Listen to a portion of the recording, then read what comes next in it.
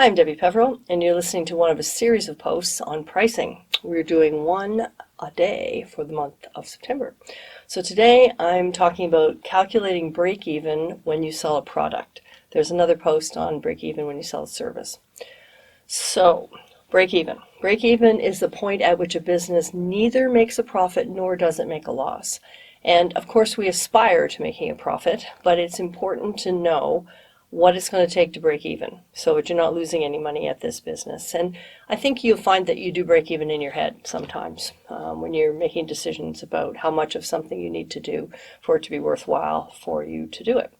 So I teach a fair number of courses on pricing, financial statements, and other things. And one of the days I was teaching this, I had a guy that literally jumped out of his seat and said, where were you 10 years ago? And of course, this was a rhetorical question. What he was really on about was that he had briefly run a business that hadn't worked out, and nobody had ever talked to him about break-even. So he had made some very fundamental business mistakes in his business. So the situation was that he was selling t-shirts on St. Catherine Street in Montreal. And the area where he was for a short period of time running this business was pretty high-end, very high rent. The t-shirts were not a high margin item, so he would have to sell a lot of t-shirts to pay his rent. So let's take a look at the calculations. His rent was about $5,000 a month, let's say, and he had another $5,000 worth of things like insurance and other fixed costs. So he needed to cover $10,000 a month.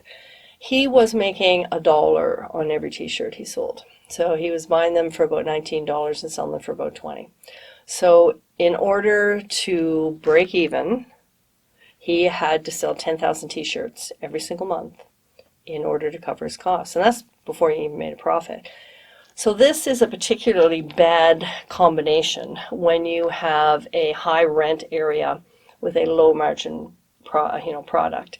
He probably could have found cheaper places to rent where it might have made sense for him to have such a low margin, or he probably could have done better and had some products he could sell where he was able to charge more for the product, or he was able to pay less to buy the product. But he had never had that conversation with himself or anybody else about how he was going to make enough money to pay the rent on St. Catherine Street with this kind of an item.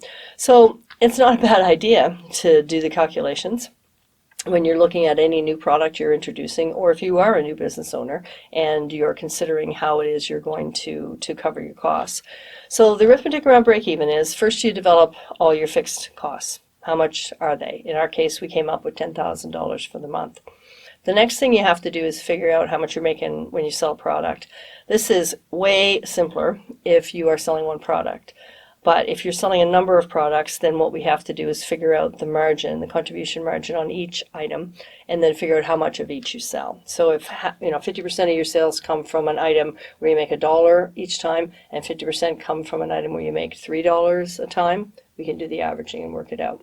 So in his case, of course, he was making $1 on every t-shirt. So you take the fixed costs, divide it by the contribution margin, and you get your break-even point, which in his case was the $10,000.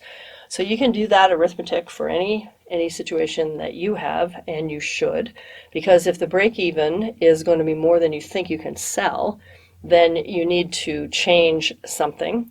Either you need a product you can sell for more money, or you need to reduce some of your costs. And this is why we work on break-even, in order to see if the situation you're working on is actually going to work.